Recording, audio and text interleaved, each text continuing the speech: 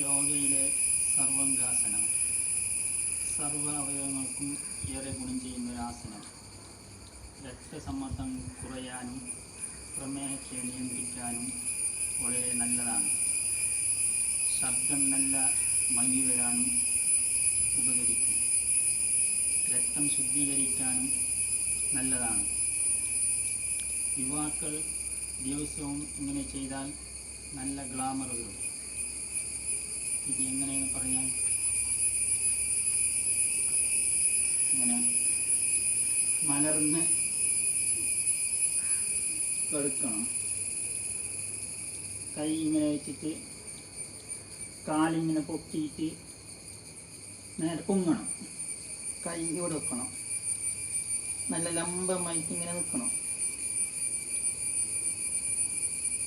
കവിളിങ്ങനെ നെഞ്ഞിലോട്ട് touch ചെയ്യണം.